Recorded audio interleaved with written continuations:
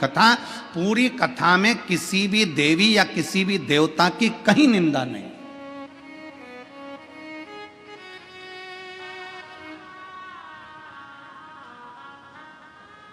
पूरी शिव महापुराण की कथा में किसी देवी देवता की निंदा नहीं है। पूरी शिव महापुराण की कथा में एक बात जरूर लिखी है कि शंकर करुणा कैसे करते हैं, शिव कृपा कैसे करते हैं, शिव दया कैसे करते हैं।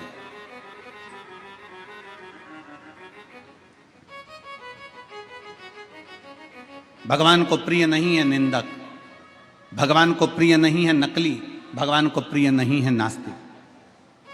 शिव को प्रिय नहीं है ये तीनों प्रिय नहीं है। ना निंदक प्रिय है, ना नकली प्रिय है, ना नास्तिक प्रिय है। शंकर की प्रियता ही नहीं।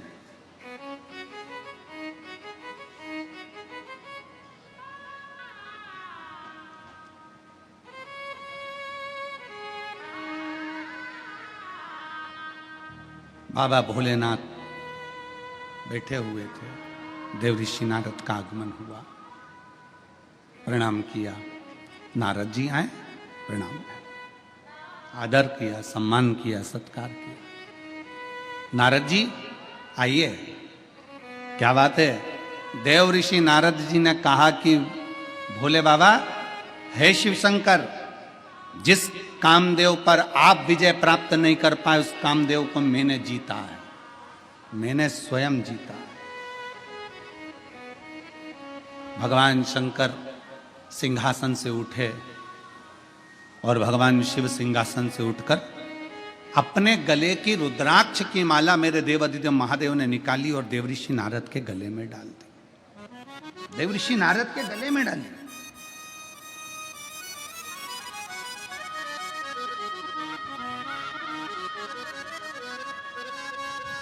माला का मतलब जानते हो आप लोग? जम के बोलिए जरा। माला का मतलब जानते हो? कोई संत, कोई गुरु, कोई मंदिर, कोई देवालय, कोई शिवालय, कोई महात्मा, कोई सन्यासी, कोई तपस्वी, कोई साधक, कोई उपासक जब भगवान के गले की माला उतार कर तुम्हारे गले में डाल रहा है, कोई संत अपने गले की माला निकालकर तुम्हारे गले में डाल रहा है, कोई तपस्वी अपने गले की माला निकालकर तुम्हारे गले में डाल रहा है, कोई साधक, कोई उपासक अपने गले की माला निकालकर अगर तुम्हारे गले में डाल रहा है, तो उसका मतलब क्या है? क्या मतलब है उसका? उसका मतलब यह नहीं है कि वो तुम्हारा सम्मान कर रहा है। उसका मतलब यह नहीं है कि तुम बहुत पैसे वाले हो, धनपति हो, करोड़पति हो, या तुमने कोई अच्छा कार्य किया है तो तुम्हें ये माला अपने गले की उतार कर डाल रहा है। ना ना ना, माला अगर भगवान के गले की माला तुम्हारे गले में आ रही है, उसका मतलब यह है कि मेरे परमात्मा के हृदय में जो चित्त वृत्ति में जो राम नाम, कृष्ण नाम, शिव नाम भरा हुआ है, जैसे ही तेरे गले में पहुंचे तो हृदय से वो तेरे भीतर प्रवेश कर जाए और तू भी उस राम नाम, कृष्ण नाम, शिव नाम में डूब जाए। किसी संत, किसी साधु, किसी तपस्वी, किसी साधक, किसी उपासक, किसी महात्मा के गले की माला तुम्हारे गले में अगर आती है तो वो माला डलते से ही तुम्हारे जब हृदय से आकर टच होती है, तो जो संत के हृदय में जो राम, जो कृष्ण, जो शिव बैठा हुआ है, जो संत के हृदय में, जो महात्मा के हृदय में जो उसने तप साधना करी है, राम की करी, दत्त की करी, शिव की करी, कृष्ण की करी, उसके हृदय में जितनी उसने माला जपी है, जो राम कृष्ण शिव उसके दिल में बैठा है, उस राम कृष्ण शिव का दर्शन जैसे ही तुम्हारे गले में माला पहुंचे तो तुम्हारे हृदय में वो राम कृष्ण शिव बैठे और तुम भी भगवान का दर्शन कर सको जैसे वो संत ने दर्शन किया। उसका साक्षीकरण कराने के लिए ये माला का दान प्रदान।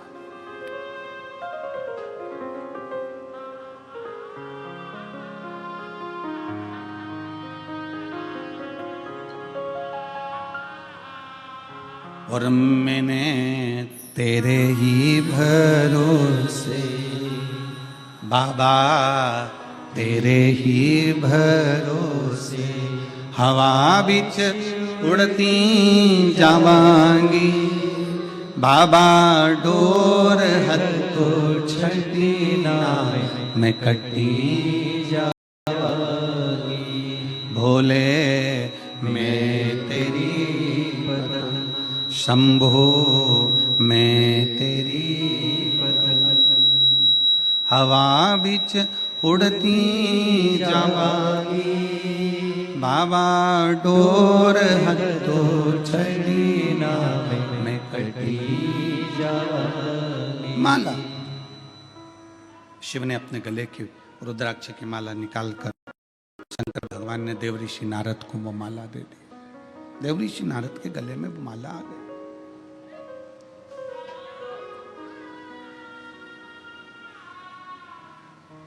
भीतर देवऋषि नारद के हृदय चित्त में भीतर अहंकार बहुत भर गया था। रुद्राक्ष का सबसे पहला काम है कि महाराज जी अपन आपके आशीर्वाद से परसों के दिन इंटरव्यू में पूछा गया था कि शंकर भगवान तो क्रोध के देवता हैं, तो भस्म कर देते हैं। शिव जी को तो क्रोध का देवता बताया गया है, वो तो भस्म कर देते हैं। इंटरव्यू लेने वाले वो भव्य जी ने पूछा कि शंकर जी तो क्रोध करते हैं, क्रोध के देवता, आपका क्या कहना है? हमने भव्य जी को एक बात मां गंगा की गोद में बैठकर मणिकर्णिका की साक्षी में कही कि शंकर भगवान को लोग कहते हैं ये भस्म कर देते हैं, पर शंकर को समझो तो सही, शिव अनायास कभी क्रोध नहीं करते, कभी क्रोध नहीं करते। अगर शंकर भगवान क्रोध के देवता होते तो उनका नाम आशुतोष नहीं होता, उनका नाम आशुतोष नहीं होता। शिव क्रोध के देवता नहीं है। शंकर भगवान भस्म करते हैं। किसको भस्म करते हैं? शिव महापुराण की कथा कहती है जो शंकर की शरण में जाता है उसका अहंकार शिव भस्म कर देते हैं। जो शंकर के पास जाते हैं उनके भीतर का काम, आसक्ति, तृष्णा, लोभ, वासना, ये सब भगवान शंकर भस्म कर देते हैं। शंकर भगवान क्या भस्म करते हैं? तो जो शंकर के पास में आता है वो अपने अभिमान को नष्ट कर बैठता है, अभी अपने भीतर की अभिमत्ता समाप्त कर बैठता है। अग्नि के पास जाओगे तो हाथ में जो वस्तु है वो सबसे पहले जलेगी, तुम्हारे कपड़े सबसे पहले जलेंगे। अर्थात तुम्हारे भीतर जो अहंकार भरा हुआ है, तुम्हारे भीतर जो अभिमत्ता भरी हुई है, तुम्हारे भीतर जो अहम भरा हुआ है, वो समाप्त होगा, वो समाप्त होगा। तुम्हारे भीतर जो भरा हुआ,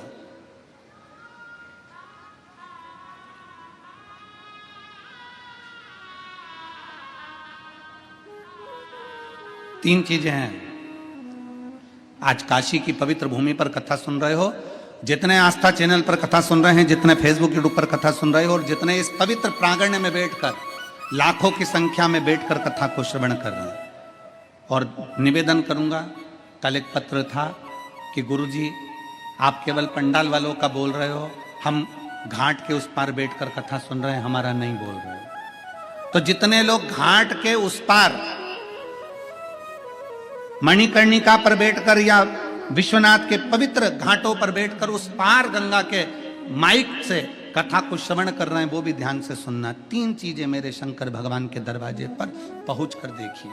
पहला, शंकर के मंदिर की चौखट जैसे ही पार करते हो, जैसे ही आपने शंकर के मंदिर की चौखट पार करिए, समझ लो मंदिर के अंदर जैसे ही प्रवेश करा, वैसे ही चौखट को पार करते ही तुम्हारे जीवन की खटपट समाप्त हो जाती है।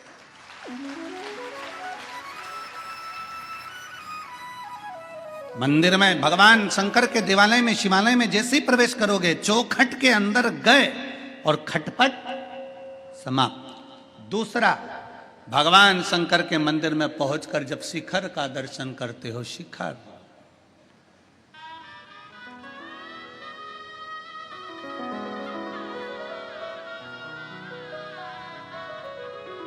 शिखर किसको कहते हैं?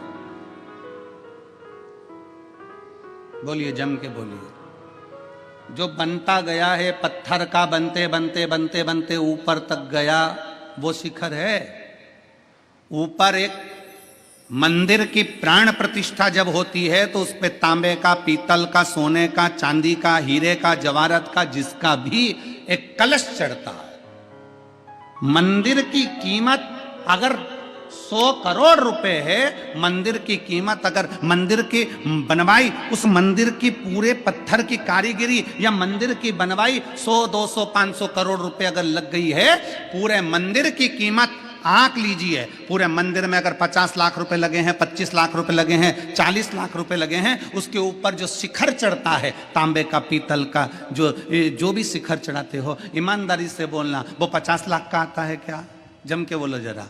नहीं। वो 2 करोड़ का आता है क्या? नहीं। 10 करोड़ का आता है क्या? नहीं। मंदिर को बनाने में तुम्हारे 10 लाख लग गए, मंदिर को बनाने में तुम्हारे 50 लाख लग गए, मंदिर को बनाने में तुम्हारे 100 करोड़ लग गए, पर उसके ऊपर जो तांबे का, पीतल का शिखर चढ़ रहा है, उसकी कीमत ज्यादा से ज्यादा 10, 20, 25, 50, 1 लाख रुपए होगी, इससे ज्यादा नहीं होगी। मंदिर की कीमत ज्यादा है पर शिखर की कीमत कम है।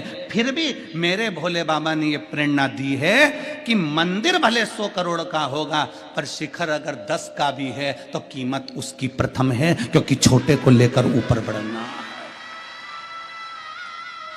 छोटे को लेकर ऊपर बढ़ना।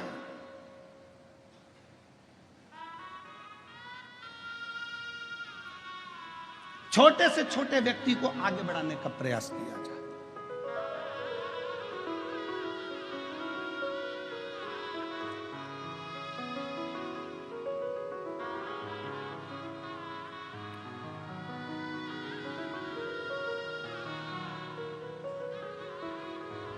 तुम्हारे घर की बर्तन जो छोटे छोटे हैं ना, वो तुमने निकाल लिए, रोज प्रयोग में आ रहे हैं, बड़े तो कभी कभी काम आते हैं। उसी तरह मेरे विश्वनाथ कहते हैं कि छोटों को साथ लेकर आगे बढ़ो, क्योंकि ये छोटे हमेशा काम आएंगे, बड़े एक दिन छूट जाएंगे। छोटे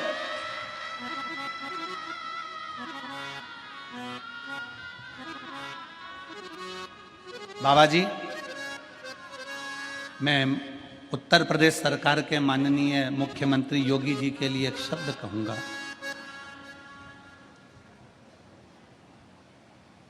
जब कावड़ की यात्रा निकलती है उत्तर प्रदेश की धरा पर, तो माननीय मुख्यमंत्री योगी जी, उत्तर प्रदेश सरकार के माननीय मुख्यमंत्री जी, एक एक सब्जी के ठेले वाले तक का ध्यान रखकर कहते हैं कि इनके ठेले चलते रहें, इनका सामान बिकता रहे, इसलिए सनातन धर्म आगे बढ़ता रहे, उसकी ध्यान रखकर चलते।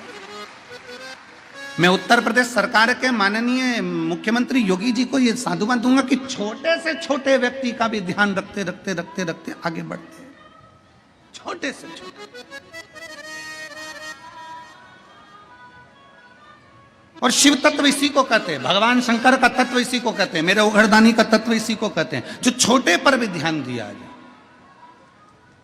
एक कमजोर से कमजोर व्यक्ति का भी ध्यान दिया जाए।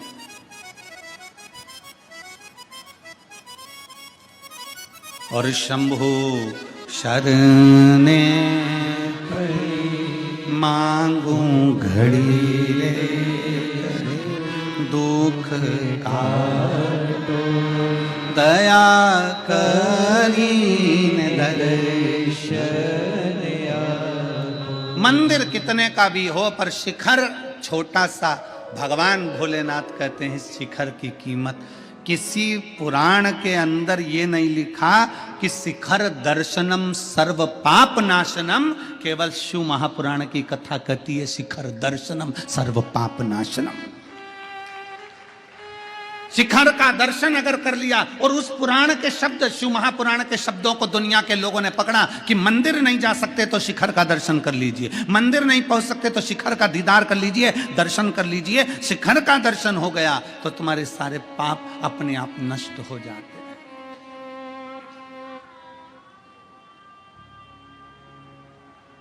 अपने आप।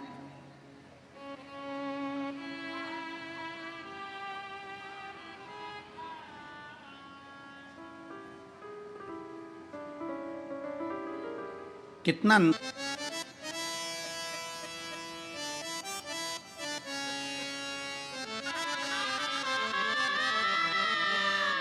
महाराज जी, सभी बड़े बड़े जो बहुत बड़े बड़े जो महात्मा आदि कथाकार होते हैं, उनके यहाँ कोई मिलने जाता है तो वो इतना बड़ा बड़ा प्रशस्ति पत्र, फोटो सब देते हैं। ये बैठे हुए हैं, कथा में आने वाले, और यहाँ पर भी कई लोग बैठे हैं। हमारे सीहोर में कोई भी मिलने आता है, चाहे बड़े से बड़ा संत, साधु, तपस्वी, साधक, उपासक, या कोई राजनेता, सत्ताधारी भी आए, हमारे यहाँ उसको प्रमाण पत्र या फोटो या कोई मोन्टो नहीं दिया जाता। हमारे यहाँ तो केवल एक रुद्राक्ष दिया जाता है, जो मेरे शंकर भगवान ने देवऋषि नारद को दिया। ये मोन्टो, ये फोटो तुम ले जाकर टेबल पर रख दोगे, पर वो रुद्राक्ष सीहोर का, वो कुबेरेश्वर धाम का रुद्राक्ष, जब व्यक्ति के जीवन में थोड़ी सी भी तकलीफ आएगी, वो रुद्राक्ष तांबे के लोटे में पानी भरकर डाला, शंकर को चढ़ाया और पी लिया, 3 घंटे के अंदर खड़ा होकर मानेगा ये शिव तत्व है, ये वो घड़ी है। और उसका प्रमाण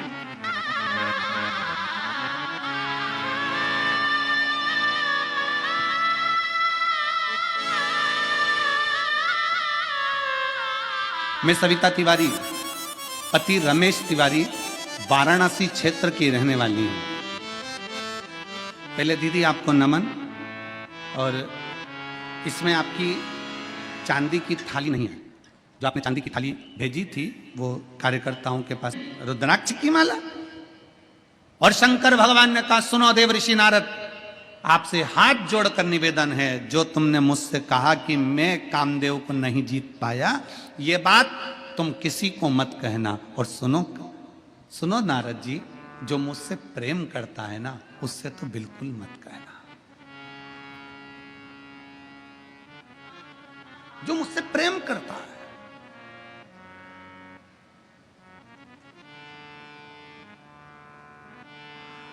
राम जी शिव जी से प्रेम करते हैं, शिव जी जम के बोलो राम जी से प्रेम करते हैं, नारायण शंकर भगवान से प्रेम करते हैं, शंकर भगवान नारायण से प्रेम करते हैं, कृष्ण शिव से प्रेम करते हैं, शिव कृष्ण से प्रेम करते हैं।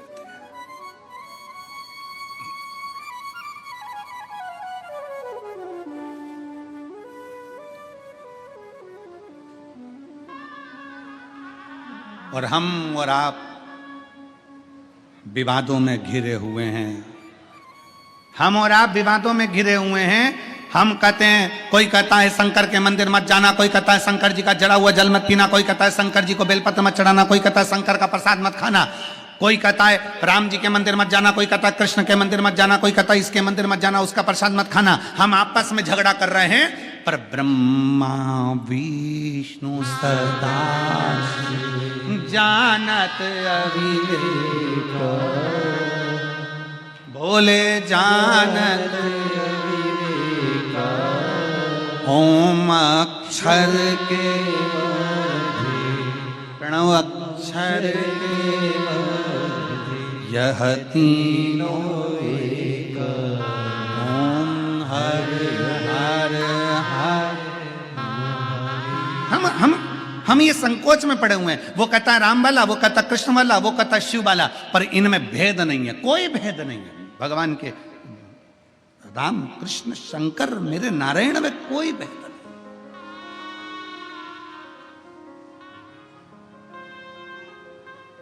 कितनी सुंदर बात भगवान शंकर करें, जो मुझे चाहे ना उससे जाकर ये मत कह देना, तू निंदा मत करना।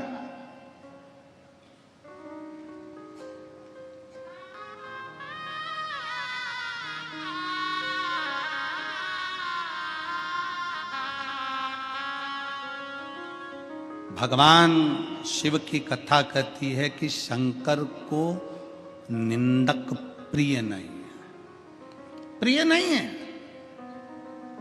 निंदक, नकली और नास्तिक शंकर को प्रिय नहीं है। कल कथा में क्या कहा था आपको, सबको याद है कथा की बात? जम के बोलो जरा। कल कथा में कहा था कि शंकर भगवान को एक बूंद दूध चढ़ाओ, एक चम्मच दूध चढ़ाओ, पर असली चढ़ाओ, देसी गाय का चढ़ाओ, नकली मत चढ़ाओ। सुना था कि नहीं सुना था? जम के बोलो जरा। सुना था ना, क्योंकि शिव जी को नकली प्रिय है ही नहीं।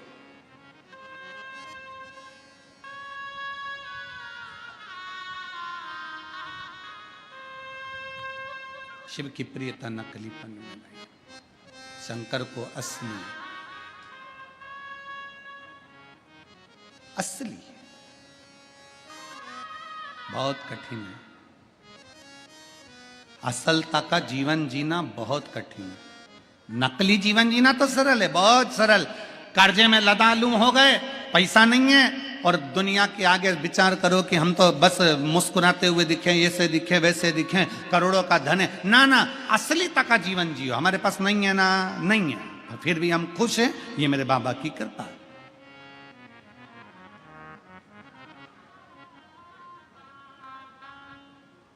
नकली तक का जीवन नहीं जीना।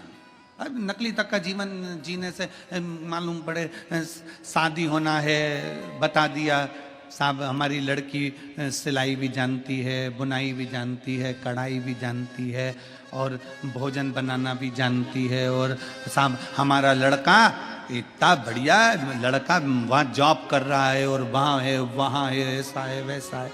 जो सत्य है वो सत्य है।